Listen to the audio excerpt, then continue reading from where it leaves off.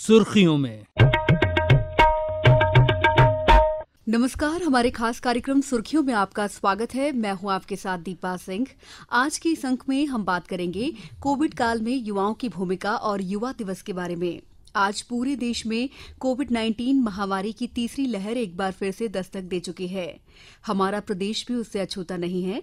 ऐसे में संकट के इस दौर में हमारे देश की युवा शक्ति कोरोना वायरस से लड़ने वाले योद्धाओं की अग्रणी भूमिका अदा कर रही है। कोरोना वॉरियर्स के रूप में नए आयाम गढ़ रही है। युवा पीढ़ी सोशल मीडिया के जरिए, समझाइश के जरिए लोगों को जागरूक कर रही है। इस विषय पर चर्चा करने के लिए हमारे साथ स्टूडियो में मौजूद हैं नेहरू युवा केंद्र के वॉलंटियर आशुतोष मालवीय जी और नेहरू युवा केंद्र के ही भारत सरकार द्वारा राष्ट्रीय पुरस्कार प्राप्त शुभम चौहान जी। आप दोनों का बहुत बहुत स्वागत है स्टूडियो में। धन्यवाद।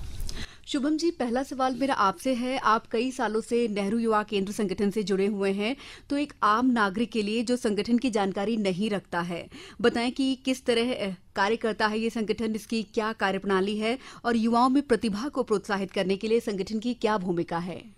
देखिए, हम जानते हैं कि भारत में जब युवाओं की बात होती है तो ये माना जाता है कि भारत सबसे युवा देश है जी। और युवाओं के पास अपनी क्षमताओं के साथ साथ ऊर्जा का समावेश होता है जी। तो भारत जैसे देश में ये माना गया कि 1972 में जब नेहरू युवा केंद्र की स्थापना हुई जी। कि युवाओं के लिए किसी संगठन की स्थापना होनी चाहिए, तो भारत सरकार में नेहरू युवा केंद्र संगठन की स्थापना हुई और वर्तमान में नेहरू युवा केंद्र संगठन पूरे देश भर में जिला स्तर पर युवाओं को जोड़ते हुए, संगठित करते हुए उनके रचनात्मक कार्यों को प्रोत्साहित करने के लिए, उनके कौशल को प्रोत्साहित करने के लिए, उनकी जो भी नैसर्गिक प्रतिभा और क्षमता है उसको कैसे देश में राज्य स्तर पर, जिला स्तर पर और राष्ट्रीय स्तर पर समावेशी विकास के साथ सबके सामने लाया जाए, इसके लिए नेहरू युवा केंद्र संगठन कार्य कर रहा है। और आप विश्वास मानिए कि विश्व का सबसे बड़ा युवा संगठन जो कि हमारे माननीय प्रधानमंत्री जी के मार्गदर्शन में लगातार कार्य कर रहा है और युवाओं से जुड़ने का ये बहुत ही अच्छा माध्यम है। बिल्कुल, तो संगठन के बारे में हमने जानकारी हासिल कर ली है। आशुतोष जी, अब आपके पास आते हैं। आपसे जानना चाहेंगे कि कोविड का जो दौर चल रहा है, तीसरी लहर ने भी दस्तक दे दी है, तो ऐसे में नेहरू युवा केंद्र किस तरह से जागरूकता कार्यक्रम कर रहा है, उसकी क्या भूमिका है और कैसे अपनी भूमिका को निभा रहा है? जी, सबसे पहले मैं अपनी भूमिका की बात करूंगा, क्योंकि पिछली 2 लहर हमने देखी। एक संक्रमण काल से, एक भीषण महामारी के दौर से हम गुजरे। उस समय पे जबकि हम सभी लोग अपने अपने घर में बंद थे, लॉकडाउन लगा हुआ था, तब नेहरू युवा केंद्र ने अपने स्वयंसेवकों के माध्यम से, क्योंकि नेहरू युवा केंद्र ग्रामीण क्षेत्र में और शहरी क्षेत्र में, दोनों क्षेत्र में कार्य करता है, तो वहाँ हमने कोरोना की वैक्सीन के विषय में जागरूकता फैलाई। साथ ही साथ जब लॉकडाउन लगा था और अपने परिजनों के साथ जब सब लोग आए थे, तो परिजनों को फूड पैकेट और इन सब चीज़ों की सारी चीज़ें उनको सही समय पे सही तरह से उपलब्ध हों, इसलिए हमने उस समय पे फूड पैकेट वितरण किया, सूखा राशन वितरण किया। नगर निगम और अन्य अन्य सभी उपक्रमों के साथ मिलकर ये कार्य किया। तो अब यदि हमारी अगली जागरूकता की बात करें तो नुक्कड़ नाटक के माध्यम से, रैलियों के माध्यम से, सोशल मीडिया के माध्यम से, अन्य अन्य माध्यमों से नेहरू युवा केंद्र का अभी भी ये दायित्व है और वो कर भी रहा है। ये अपना दायित्व का निर्वहन बखूबी निभा रहा है कि अभी भी हर प्रकार से हम बात करें कोरोना जागरूकता की, टीकाकरण की, तो ये सब कार्य नेहरू युवा केंद्र लगातार युवाओं के साथ मिलकर कर रहा है। बिल्कुल। शुभम जी, मेरा सवाल आपसे ये है कि देखा जाए तो आजकल कोरोना काल जो चल रहा है उसमें युवाओं में अवसाद बहुत बढ़ गया है। इसके लिए आपका संगठन किस तरह से काम कर रहा है? बिल्कुल सही कहा आपने कि जब हम घर में 24 घंटे रह लेते हैं तो हमें ऐसा लगता है कि बाहर का वातावरण कैसा है। बिल्कुल। जिस दौर में अगर लॉकडाउन की पाबंदियां हो, मास्क के साथ हमें आगे बढ़ना पड़ रहा है और तमाम चुनौतियां हमारे सामने हैं, तो हमने देखा कि विगत 2 वर्षों में एक बहुत बड़ी त्रासदी से हम सब लोग गुजरे हैं। तो मानसिक अवसाद हो, शारीरिक अवसाद हो, तमाम तरह के अवसादों से युवा पीढ़ी ग्रसित है। तो मुझे लगता है कि इस समय जब हम लोग कैसे उनकी प्रतिभा को सामने लेकर आए, क्योंकि जब व्यक्ति की प्रतिभा कुंठित रहेगी तो स्वाभाविक है कि वो अवसाद से ग्रसित होगा, उसको अवसर नहीं मिलेंगे। तो इस बीच में मैं आपको बताऊं कि नेहरू युवा केंद्र ने बहुत सारे प्रयास किए। जब तक हम क्षेत्र में जाकर काम नहीं कर सकते थे, फील्ड में काम नहीं कर सकते थे, तो हमने ऑनलाइन प्लेटफॉर्म्स के माध्यम से वेबिनार कराए। राष्ट्रीय शिक्षा नीति आपने देखा होगा, एक बड़ा विषय भारत सरकार ने लेकर आई, तो उस पर नेहरू युवा केंद्र ने वेबिनार्स कराए। हमारे सांस्कृतिक कार्यक्रमों में, रचनात्मक कार्यक्रमों में कैसे कोई व्यक्ति अपनी मिमिक्री के माध्यम से मतदाता जागरूकता के संदेश के साथ साथ, जब उपचुनाव का समय हो, उसके बाद में जब हमने देखा कि वैक्सीनेशन और टीकाकरण अभियान चल रहा, तो कैसे वो लोकगीतों के माध्यम से कि भैया वैक्सीन लगवाना है, है, उसके लोकगीत, पारंपरिक गीत के माध्यम से अपनी उसकी प्रतिभा सभी लोग देख पा रहे हैं। और चूंकि जब कोविड के लॉकडाउन के समय में सोशल मीडिया वह हथियार था जहां पर लोग अपनी प्रतिभा को अच्छे से रख पा रहे थे, तो विभिन्न सांस्कृतिक कार्यक्रमों का आयोजन किया, ऑनलाइन जो प्रतियोगिताएं आयोजित कर सकते थे, जैसे निबंध प्रतियोगिता हमने की, स्लोगन प्रतियोगिता, आप जानते हैं कि नारा लेखन एक बहुत बड़ी विधा है, तो नारा लेखन प्रतियोगिता की, दीवारों पर, अपने घर की दीवारों पर तो हम लिख सकते थे नारे, तो लोगों ने, हमारी नेहरू युवा केंद्र की बालिकाओं ने अपने घरों के बाहर दीवार पर संदेश के माध्यम से कोविड जागरूकता और वैक्सीनेशन के लिए कार्य किया। और उसके साथ में जो नेहरू युवा केंद्र के यूथ क्लब्स हैं, जो हमारे क्लब होते हैं गांव में, तो सिलाई सेंटर के माध्यम से मास्क बनाते हैं। देखिए, व्यक्ति हताश और निराश तब होता है जब उसको लगता है कि समाज के लोग मेरे साथ नहीं है। जब यूथ, जो हमारा युवा है, यूथ है, वो समाज की संवेदना के साथ जुड़ा रहेगा तो कभी निराश नहीं होगा। उसको अपनी सामाजिक जिम्मेदारियों का बहन और आभास होता रहे कि मैं समाज का अहम व्यक्ति हूं और मेरी जिम्मेदारी है, चूंकि महामारी है, मुझे अगर घर के अंदर रहना है, लेकिन घर के अंदर रहते हुए मैं समाज का क्या भला कर सकता हूँ। ये सारे कार्यक्रम नेहरू युवा केंद्र के वॉलंटियर्स ने किए। और पिछली बार जब हम लोग यूथ पार्लियामेंट, भारत सरकार ने एक बड़ा कार्यक्रम निकाला, मैं आपको बताऊं, ऑनलाइन और तनाव की बात थी, इसलिए मैं ये बात बताना चाह रहा हूं कि भारत सरकार ने प्रयास किया कि कैसे हम ऑनलाइन प्लेटफॉर्म का उपयोग करते हुए जिला स्तर पर भारत सरकार ने पहली बार यूथ पार्लियामेंट का आयोजन किया। तमाम विषयों पर युवाओं ने अपनी राय रखी। राज्य स्तर पर ऑनलाइन यूथ पार्लियामेंट का आयोजन किया, जो लगता था कि संभव हो ही नहीं सकता। भाई, हमारी पीढ़ी ने उसको अवसर बनाते हुए नेशनल यूथ पार्लियामेंट जब माननीय प्रधानमंत्री जी के साथ सेंट्रल हॉल में आयोजित हुई, तो एक इतना बड़ा यूथ, देश भर में करोड़ों लोग जुड़े। तो नेहरू युवा केंद्र लगातार तकनीकी माध्यम से युवाओं के साथ जुड़ा रहा। बिल्कुल। तो युवाओं में अवसाद को कैसे कम किया जाए, इसके लिए केंद्र लगातार काम कर रहा है। इसी सवाल को मैं और विस्तार देना चाहूँगी, आपसे जानना चाहूँगी कि जो संगठन है वो सामाजिक और सांस्कृतिक गतिविधियां तो करता ही है, अपनी भूमिका निभाता है, लेकिन कोविड के दौर में युवाओं के रोजगार और उनकी स्किल को संवारने के लिए और क्या कुछ किया जा रहा है, उसके बारे में आप बताइए आशुतोष जी। बिल्कुल, रोजगार के बारे में जैसे अभी हमने देखा भी, नेहरू युवा केंद्र युवा मंडल और महिला मंडल के माध्यम से अपनी सारी गतिविधियों का निष्पादन करता है। तो उसमें कोरोना काल जब लगा था और उस समय मास्क की बहुत आवश्यकता थी, तो सबसे शुरू में तो पीपीई किट और मास्क भी हम आयात कर रहे थे, चाइना से मंगा रहे थे। लेकिन उसके बाद नेहरू युवा केंद्र के युवा में ही वो जोश होता है जो कुछ भी बदलाव कर सकता है, और आपदा में अवसर देखने की क्षमता जो होती है वो युवा में ही होती है। तो हम युवाओं ने मिलकर अन्य क्षेत्र पे अपने अपने गाँव में, वहाँ युवा मंडल और ग्राम मंडल के माध्यम से सिलाई सेंटर्स के माध्यम से मास्क बनाए पहले, फिर उन्हीं मास्क का वितरण भी किया।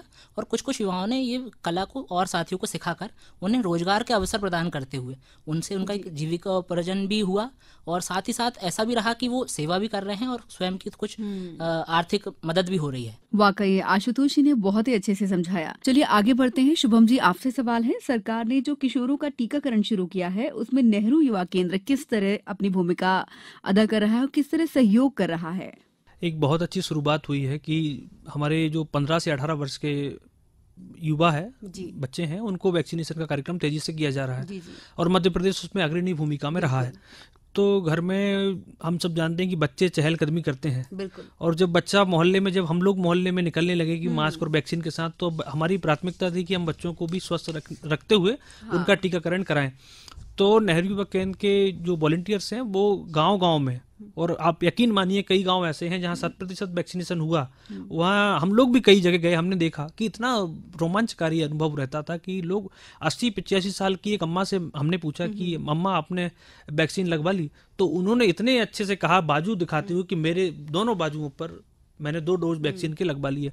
तो सामूहिक भागीदारी, जन भागीदारी से ही हम टीकाकरण की और इतनी बड़ी संख्या में जब हम देख रहे हैं कि देश में 150 करोड़ से अधिक लोगों ने संख्या में टीके लग गए हैं, तो जो बच्चे बड़ी उत्साह के साथ, चूंकि अब भय का वातावरण नहीं है, टीकाकरण ने पूर्णतः विश्वसनीयता हासिल कर ली है। इस कोविड काल में ही भारत ने अपनी अपार क्षमताओं के साथ स्वदेशी वैक्सीन का निर्माण किया। अपनी, जो आपने कहा कि उस समय युवा क्या कर रहा था, तो मुझे लगता है कि देश हर स्तर पर अपने वह सारे प्रयास कर रहा था जो इतने वर्षों से नहीं हुए थे। तो बच्चे आज टीकाकरण करा रहे हैं।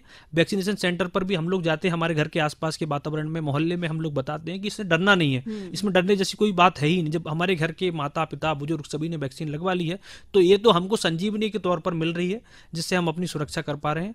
तो बड़ी संख्या में जो बच्चों का वैक्सीनेशन है, जो कि वो स्कूल में बड़ी महती भूमिका है स्कूल की, तो जो हम स्कूलों में भी जाते हैं, काउंसलिंग करते हैं, उनको खेल खेल में बताते हैं, जागरूकता के साथ बताते हैं, और ऐसे ही करके मुझे लगता है कि बहुत जल्दी से जो उसके पहले का जो क्रम है 12 से 15 साल और 1 से 5 साल और 5 से 10 साल वाले बच्चे, वो भी जैसा ही भारत सरकार प्रयास करेगी, लगातार टीकाकरण में हम लोग विश्व में सबसे अव्वल रहेंगे।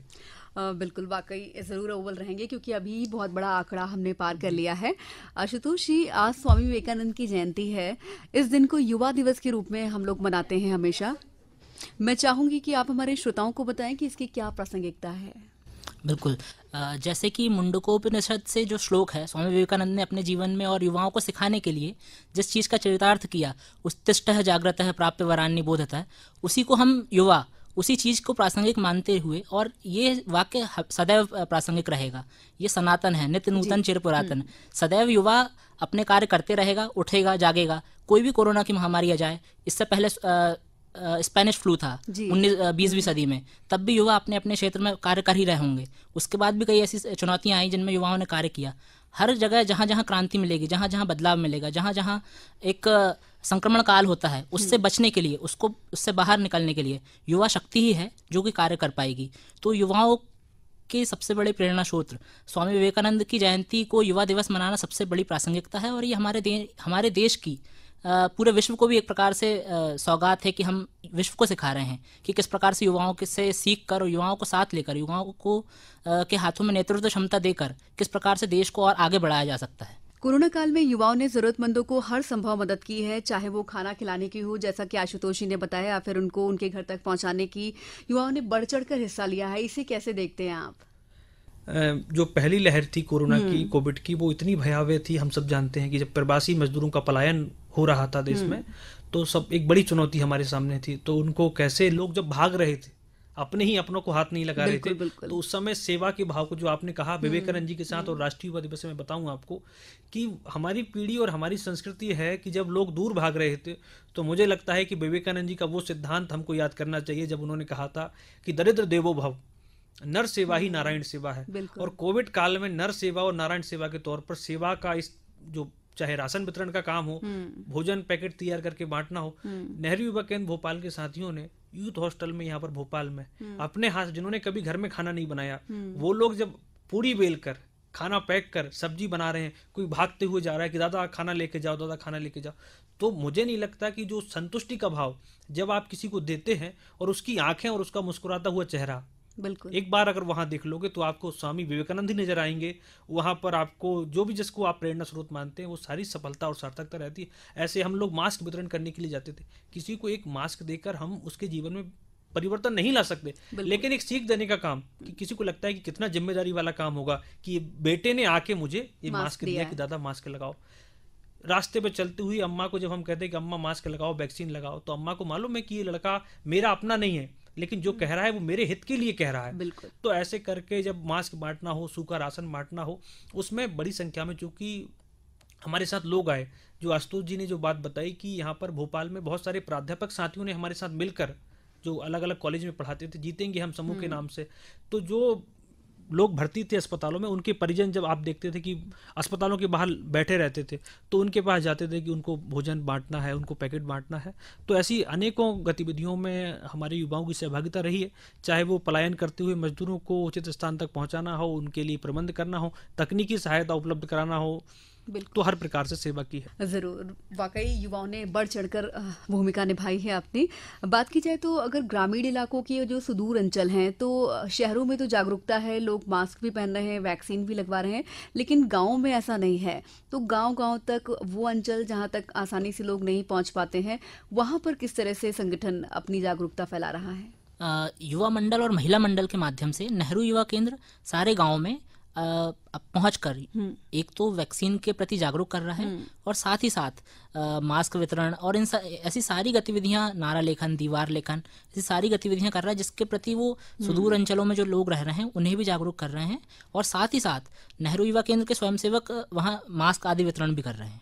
बिल्कुल। इसी में आपने देखा होगा कि कोविड काल में कुछ ऐसे दृश्य सामने देखने को आए जो ग्रामीण की अपनी खूबसूरती थी कि लोग खेत में वैक्सीन टीकाकरण करा रहे हैं, लोग चलते हुए टीकाकरण करा क्योंकि हमने अपनी वैक्सीन के प्रति विश्वसनीयता जब तक कायम नहीं की थी तब तक हमको समस्या आ रही थी, लेकिन जैसे ही वैक्सीन को लेकर स्पष्टता समाज में आई तो सभी लोग वैक्सीनेशन लगवा रहे हैं। और ग्रामीण क्षेत्र की बड़ी आबादी जो पहले भय खा रही थी, लेकिन अब बड़ी संख्या में लोग टीकाकरण लगवा रहे हैं और इतनी लंबी लाइनों में लग के लोगों ने लगाया है। क्योंकि पहले ये था कि कोविन ऐप के माध्यम से होगा, एक बड़ी चुनौती थी क्योंकि वो डिजिटल आबादी नहीं थी हमारी।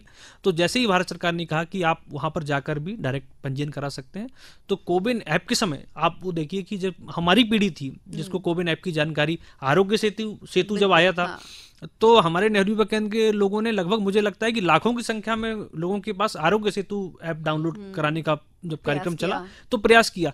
कोविन ऐप के माध्यम से हम लोगों ने पंजीयन किया। सब्जी वाला जरूरी है, उसको वैक्सीन लगे पहले, तो सब्जी वाले का पंजीयन कराएं, दूध वाले का पंजीयन हो क्योंकि उसके यहाँ से हम सब जा रहे हैं, उसके सीधे संपर्क में आ रहे हैं, तो दूध वाले का पंजीयन कराएं, मठ मंदिर में जो पुजारी है उसका पंजीयन हो। तो जो ऐसे जिनका सबसे मिलना जुलना होता है तो ऐसे कोविन ऐप के माध्यम से पंजीयन कराकर भी हम लोगों ने अपनी जिम्मेदारी का निर्वहन किया। बिल्कुल। एक और बहुत ही महत्वपूर्ण सवाल है कि जैसा कि हम सब जानते हैं कि भारत युवाओं का देश है, तो युवाओं की असीमित ऊर्जा को सही दिशा में लाने के लिए संगठन किस तरह से काम कर रहा है, इसके बारे में विस्तार से बताइए। युवा जो है वो प्रकाश पुंज है, अपार संभावनाओं का पुंज है, उसमें वो सामर्थ्य है कि वे असंभव को संभव बना सकता है। नेहरू युवा केंद्र के मैं आपको कुछ प्रोग्राम्स बताऊं, कार्यक्रम बताऊं कि हम अपने देश की बात करते हैं। हमारे यहाँ एक भारत श्रेष्ठ भारत कार्यक्रम है जो नेहरू युवा केंद्र संगठन के माध्यम से चल रहा है, जिसमें युवा एक राज्य से दूसरे राज्य जाते हैं। मणिपुर, नागालैंड का पार्टनर राज्य मध्य प्रदेश से आप सब जानते हैं, बहुत सारे कार्यक्रम हमने किए। तो इतनी विविधता को साकार करने के लिए कि जब मणिपुर के व्यक्ति से हम बात करते हैं, अदो मुन्न बदा नुंगाई जरे मणिपुर ने याई फरे, तो मणिपुरी में जब व्यक्ति विचारों का आदान प्रदान करता है, असम के व्यक्ति से बात करते हैं, ओ मोर सोनार देश, तो एक भारत श्रेष्ठ भारत कार्यक्रम हुआ। उसके बाद में हमारा जो सामुदायिक विकास कार्यक्रम है, सामुदायिक नेतृत्व विकास कार्यक्रम, जो हम जानते हैं कि भारत युवाओं का देश है, तो उनकी नेतृत्व क्षमता को कैसे बढ़ाएं, तो सामुदायिक नेतृत्व विकास कार्यक्रम नेहरू युवा केंद्र के माध्यम से आयोजित होते हैं, जिसमें 15 से 29 वर्ष का कोई भी युवा जुड़ सकता है और वह कार्यक्रमों में आ सकता है। इस समय भारत सरकार ने कैच द रेन कार्यक्रम, जल संग्रहण के लिए एक बहुत बड़ा अभियान भारत सरकार का चल रहा है, वो नेहरू युवा केंद्र को दिया हुआ है। इसमें नेहरू युवा केंद्र के लाखों वॉलंटियर्स अपने अपने जो प्राचीन जल स्रोत है उसको संरक्षित करते हुए, जब राष्ट्रीय युवा दिवस पर बात कर रहे हैं तो हमारी जिम्मेदारी समग्रता में है कि हम अपनी प्राकृतिक धरोहर का संरक्षण करें, संस्कृति को बचाएं। तो कैच द रेन कार्यक्रम के माध्यम से वो कार्यक्रम चल रहा है। स्वास्थ्य जागरूकता कार्यक्रम के माध्यम से, डिजिटल बैंकिंग के माध्यम से कि हम बैंक मित्र बने। अब देख रहे हैं कि डिजिटल करेंसी का, डिजिटलाइजेशन का दौर है, तकनीकीकरण का दौर है, तो उसमें हमारी युवा बड़ी भूमिका निभा रहे हैं। हमारे यहाँ जिला स्तर पर नेहरू युवा केंद्र में सांस्कृतिक कार्यक्रम आयोजित होता है, तो सांस्कृतिक कार्यक्रम में जिले की जो लोक संस्कृति है उसको प्राथमिकता देते हुए अनेकों कार्यक्रम होते हैं। खेल के बगैर कैसे हम युवा की कल्पना कर सकते हैं, खेल तो एक बहुत बड़ा माध्यम है। तो ब्लॉक स्तर पर खेल प्रतियोगिताएं और जिला स्तर पर खेल प्रतियोगिताएं, और इन सब के साथ साथ जो मुझे सबसे लगता है और जो कोविड काल में प्रासंगिक है, फिट इंडिया। बिल्कुल, फिट इंडिया के बगैर तो हम किसी फिट यूथ के बगैर भारत के स्वस्थ होने की कल्पना नहीं कर सकते। तो फिट इंडिया कैंपेनिंग भी नेहरू युवा केंद्र के माध्यम से लगातार कार्यक्रम चल रहा है, और ऐसे कार्यक्रम समय समय पर जो कार्यक्रम आते हैं वे चलते रहते हैं। बिल्कुल शुभम जी, संगठन जो है खेल मंत्रालय के अंतर्गत आता है, और तो जानना चाहेंगे कि युवा किस तरह से संगठन से जुड़ सकते हैं और खेलों के विकास के लिए संगठन क्या कुछ योगदान दे रहा है और भविष्य की क्या योजनाएं हैं। नेहरू युवा केंद्र के माध्यम से देखें कि मैं भी एक सामान्य से यूथ के नाते नेहरू युवा केंद्र से जुड़ा था जी, लेकिन उसी संगठन में काम करते करते भारत सरकार ने सामुदायिक गतिविधियों का देश का सबसे बड़ा पुरस्कार इस वर्ष प्रदान किया मुझे। तो मुझे ये लगता है कि नेहरू युवा केंद्र से जुड़ने के लिए कोई आपको बहुत परेशान होने की आवश्यकता नहीं है। प्रत्येक जिले में नेहरू युवा केंद्र कार्यरत है, तो वहाँ के नेहरू युवा केंद्र कार्यालय में कोई भी व्यक्ति संपर्क कर सकता है कार्यालयीन समय में, और वहाँ पर आके अपना यूथ क्लब का पंजीयन कर सकता है, रजिस्ट्रेट हो सकता है। और नेहरू युवा केंद्र के इतने सारे कार्यक्रम है। जब राष्ट्रीय युवा दिवस की बात कर रहे हैं, मैं आपको बताऊं, कल माननीय प्रधानमंत्री जी राष्ट्रीय युवा दिवस का शुभारंभ कर रहे हैं, जो कि पौंडुचेरी में 25वां राष्ट्रीय युवा महोत्सव हो रहा है। एक विहंगम दृश्य होता है।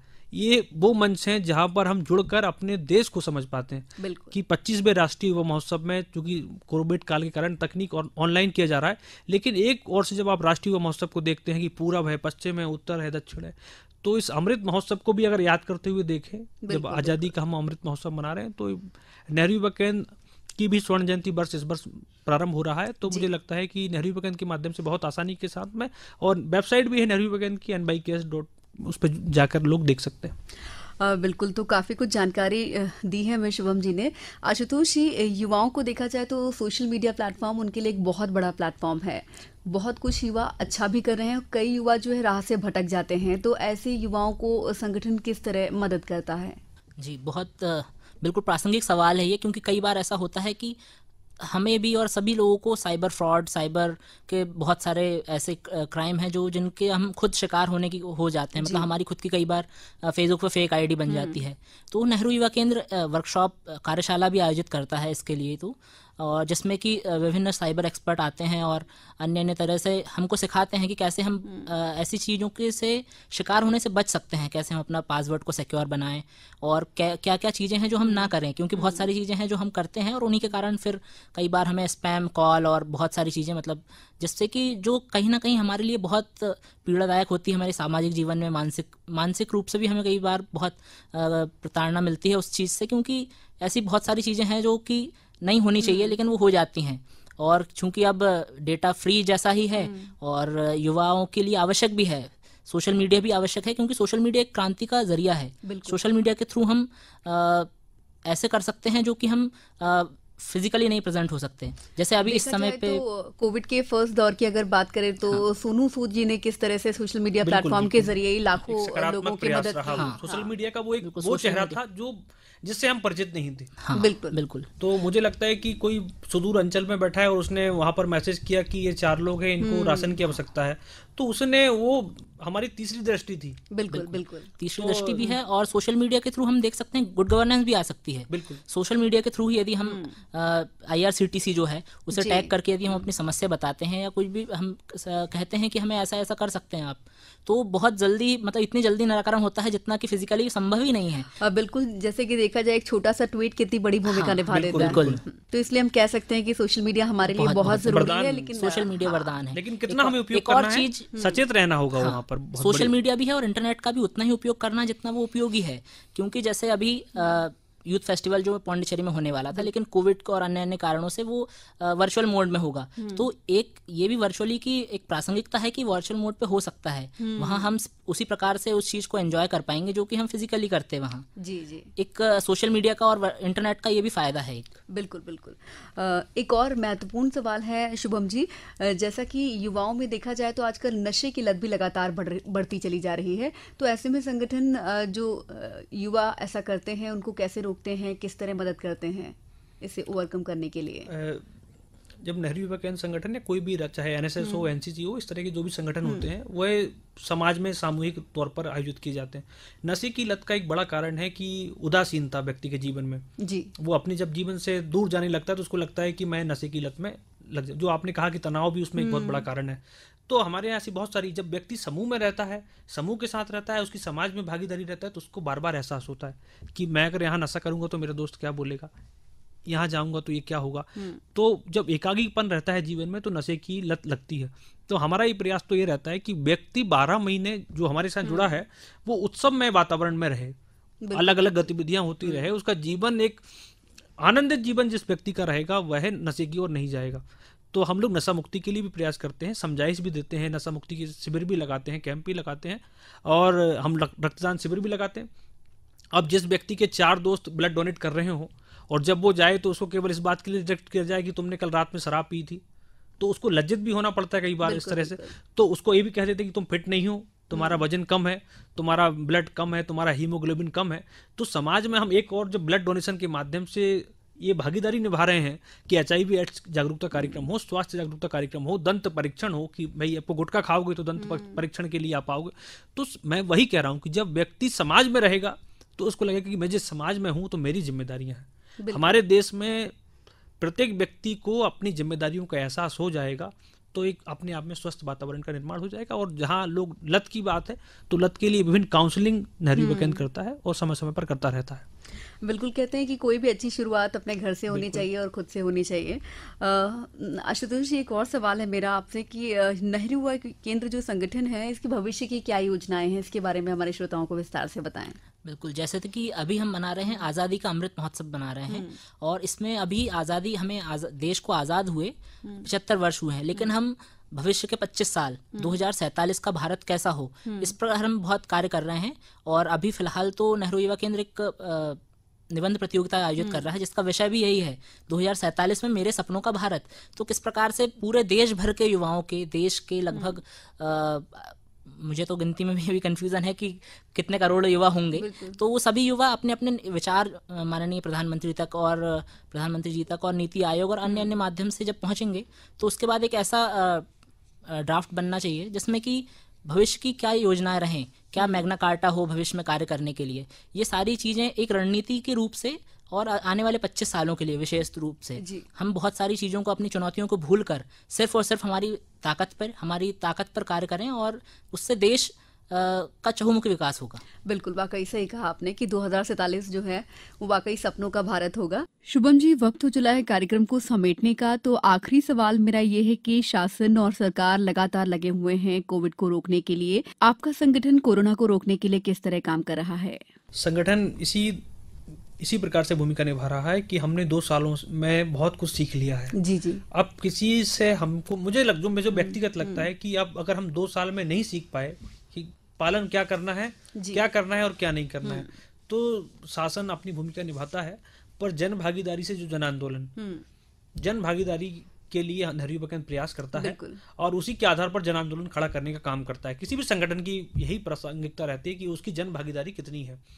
तो नेहरू युवा केंद्र कोविड जागरूकता के लिए प्रयास कर रहा है कि हम वही भारत देखना चाहते हैं जो पहले जैसा था, सब लोग खुले में विचरण कर रहे थे, तमाम पाबंदियां नहीं थी, और इन 2 सालों में बहुत कुछ हमने खोया भी है, बहुत कुछ पाया भी है। तो ये आत्मचिंतन का भी विषय है, सिंगावलोकन करने का विषय है कि हम जो 2047 की बात कर रहे हैं उसमें एक बड़ी थीम ये भी है और बड़ी आवश्यकता ये भी है कि हम स्वस्थ भारत, श्रेष्ठ भारत, एक भारत, दिव्य भारत, उत्कर्ष भारत का निर्माण करने के लिए लगे हुए। बिल्कुल, युवाओं की ताकत को देखते हुए हमारे प्रधानमंत्री जी ने भी यंग जनरेशन से आह्वान किया है कि वो देश को कोरोना महामारी से मुक्त कराने और बचाव के लिए जागरूकता फैलाने में मदद करें। युवा आगे आए, अपनी सोसाइटी, मोहल्लों में, अपार्टमेंट में छोटी छोटी टोलियां, कमेटियां बनाकर कोविड अनुशासन का पालन करवाने में भी मदद की अपील की है। युवाओं के लिए बड़ी जिम्मेदारी है कि लोगों को कोरोना वायरस के खिलाफ लड़ने के लिए प्रेरित करें। आइए हम आज ये संकल्प लें कि स्वामी विवेकानंद की विचारधाराओं का सम्मान करते हुए कोविड-19 की चुनौतियों से निपटने में हमारी युवा शक्ति की व्यापक भागीदारी में उनका सहयोग हो। आप दोनों यहाँ पर आए, बहुत बहुत आपका शुक्रिया कार्यक्रम में चर्चा के लिए। हमें भी अच्छा लगा, धन्यवाद आकाशवाणी। और इसी के साथ मुझे दीजिए इजाजत, नमस्कार। सुर्खियों में